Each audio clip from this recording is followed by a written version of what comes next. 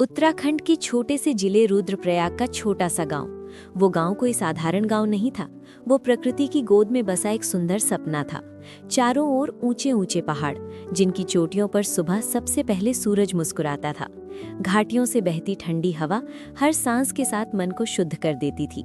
कच्चे रास्ते, जिन पर चलते हुए पैरों को भी सुकून मिलता था। खेतों में लहलहाती फसलें हवा के साथ लहराकर जैसे धरती का गीत गाती थीं। सुबह पक्षियों की चहचहाहट से आंख खुलती और शाम पहाड़ों के पीछे डूबते सूरज के नारंगी सुनहरे रंगों में नहा कर आती।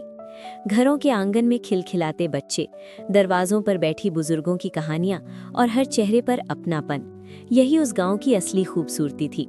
वो गांव छोटा था, पर उसमें जिंदगी पूरी भरी हुई थी। सादगी में सौंदर्य और खामोशी में गहरी शांति।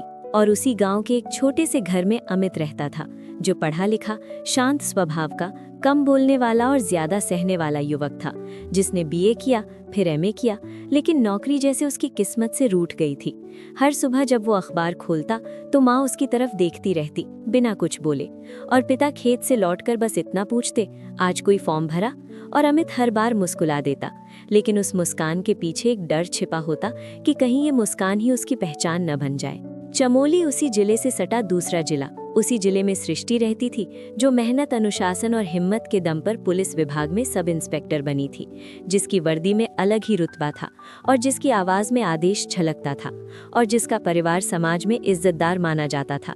और शायद उसी इज्जत ने उसके मन में ये बात बैठा दी थी कि उसका जीवन साथी उससे कम नहीं होना चाहिए। जब अमित और सृष्टि का रिश्ता तय हुआ तो सृष्टि ने अमित को देखा, सादा कपड़े, शांत आंखें और विनम्र बात करने का ढंग, और उसने सोचा, नौकरी नहीं है तो क्या हुआ, पढ़ा लिखा है, कुछ न कुछ कर ही लेगा। और शादी हो गई।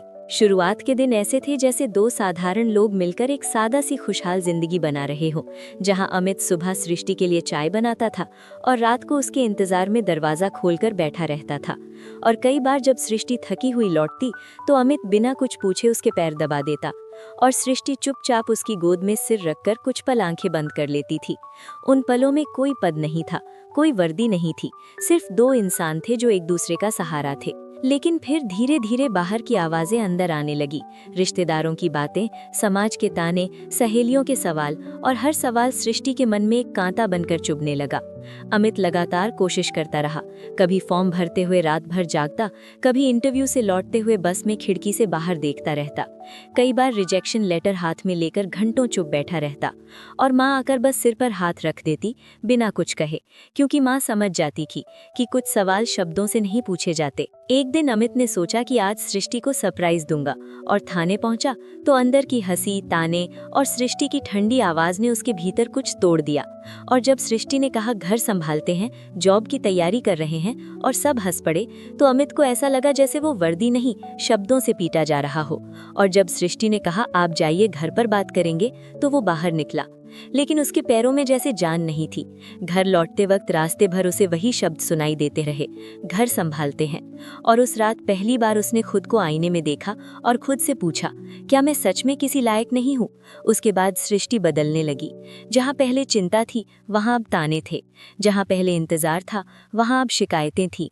और एक दिन जब सृष्टि ने कहा, काश मैंने किसी ऑफिसर से शादी की होती, तो अमित को लगा जैसे किसी ने उसके अंदर कुछ हमेशा के लिए मार दिया हो। उस रात वो देर तक छत को घूरता रहा, और पहली बार उसके दिल में ये ख्याल आया कि शायद प्यार काफी नहीं होता। कभी कभी इंसान को दुनिया के सामने कुछ बनकर दिखाना पड़ता है।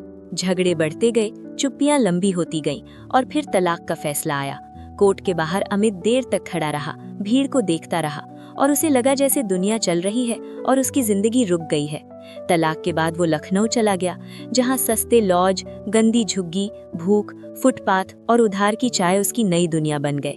कई रातें उसने भूखे पेट सिर्फ पानी पीकर काटी, और कई सुबह ऐसी हुई जब वो उठा और सबसे पहले अपनी छाती पर हाथ रखकर देखा कि दिल अभी भी धड़क रहा है या नहीं, क्योंकि उसे लगता था कि शायद दिल पहले ही मर चुका है। वहीं एक दिन चाय की दुकान पर शेखर, जो उसका बचपन का दोस्त था, अचानक उससे मुलाकात हुई, जिसने उसकी कहानी सुनी और कहा कि कई बार भगवान इंसान को बहुत नीचे इसलिए गिराता है ताकि उसे बहुत ऊपर उठा सके, और अगर मेहनत करोगे तो फीस मेरी। यहीं से अमित की असली तपस्या शुरू हुई, जहां दिन में पढ़ाई, शाम को ट्यूशन और रात को स्ट्रीट लाइट के नीचे किताबें होती थी। कई बार थकान से किताब हाथ से गिर जाती और आंखें बंद हो जाती, लेकिन तभी उसे थाने की हंसी, सृष्टि के शब्द और कोर्ट का सन्नाटा याद आ जाता और वो आंखें खोलकर फिर पढ़ने लग जाता, क्योंकि अब ये पढ़ाई नौकरी के लिए नहीं, आत्मसम्मान के लिए थी। अमित को आज तक ये नहीं पता चला कि तलाक के बाद भी सृष्टि ने उसे अपनी दुनिया से पूरी तरह नहीं मिटाया था। तलाक के कागजों पर दस्तखत हो चुके थे, दोनों अपने अपने रास्तों पर चल पड़े थे, लेकिन सृष्टि के दिल में अमित के लिए कोई कड़वाहट नहीं थी, बस एक खामोश चिंता थी। वो अब कैसे जिएगा? अमित उस समय बेरोजगार था। एक छोटे से कमरे में अधूरी नींद और अधूरे सपनों के बीच वो रोज अपने आत्मविश्वास को धीरे धीरे मरते हुए देख रहा था। लखनऊ में एक इंटरव्यू की बात कहीं चल रही थी, लेकिन अमित तक वो खबर कभी पहुंची ही नहीं। उसी शहर में सृष्टि ने चुपचाप अपने एक पुराने परिचित से संपर्क किया। उसने कोई एहसान नहीं जताया, ना अमित का नाम लेकर कोई भावुक बात की, बस इतना कहा, एक फॉर्म है, अगर हो सके तो आगे बढ़वा दीजिए। और फॉर्म आगे बढ़ गया। सृष्टि ने अमित को बताया नहीं, शायद उसे लगा कि अगर वो खुद पहुंचेगा तो उसे ये महसूस नहीं होगा कि ये मदद उसकी वजह से थी। वो चाहती थी कि अमित फिर से अपने पैरों पर खड़ा हो जाए, उसके बिना। लेकिन उस दिन किस्मत ने सबसे छोटी चीज को सबसे बड़ी दीवार बना दिया।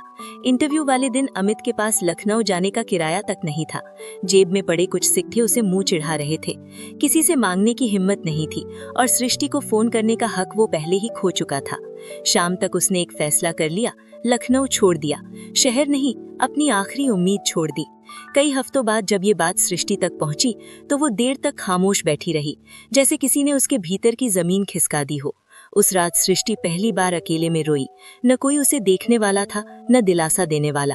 उसकी सिसकियों के बीच बस एक ही वाक्य टूट टूट कर निकला, शायद गलती मेरी भी थी, काश मैंने उसे बता दिया होता।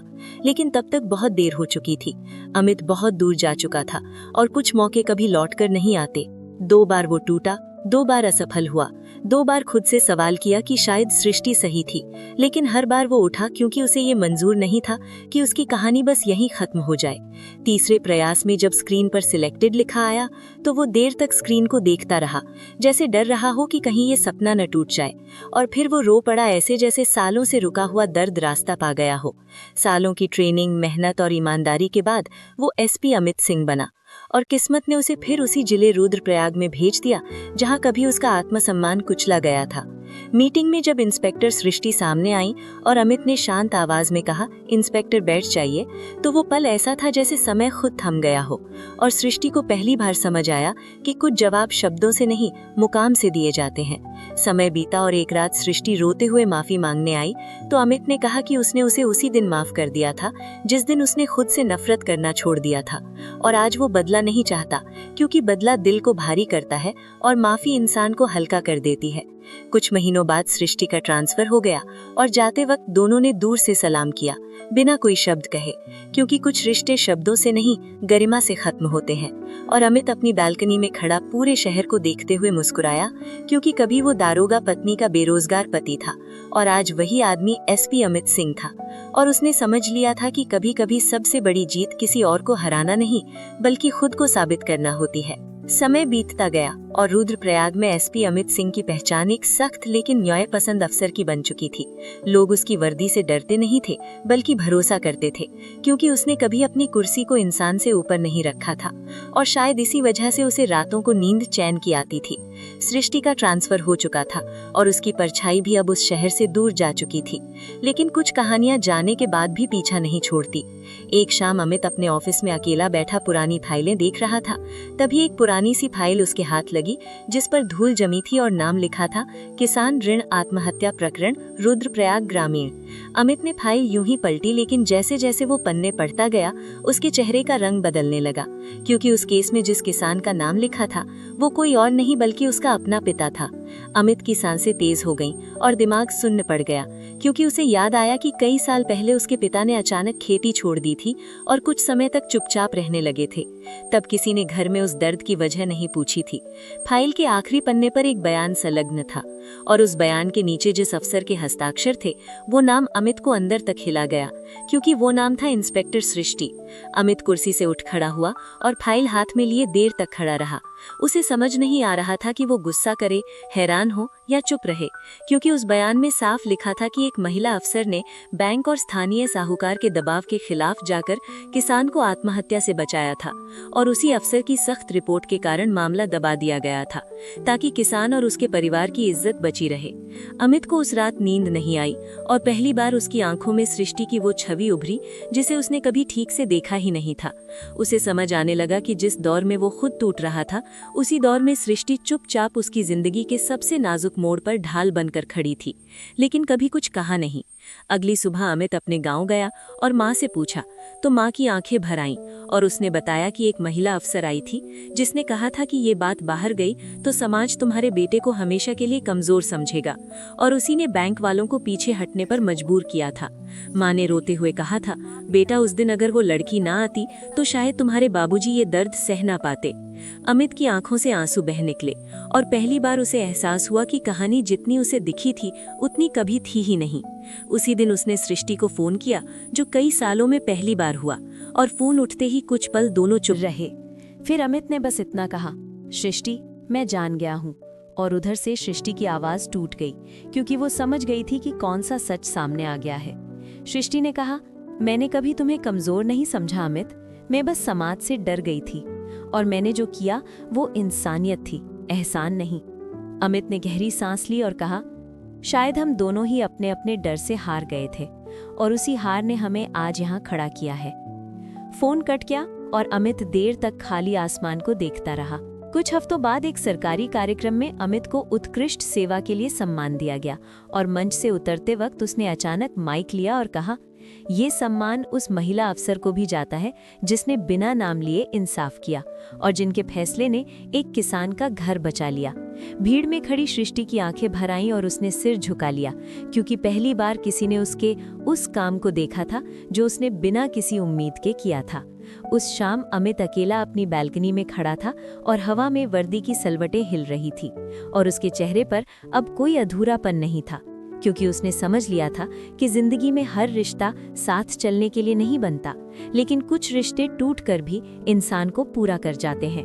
और शायद यही सबसे बड़ा ट्विस्ट था कि जिनसे हमें सबसे ज्यादा दर्द मिलता है वही कभी-कभी हमारी कहानी के सबसे खामोश हीरो भी होते हैं।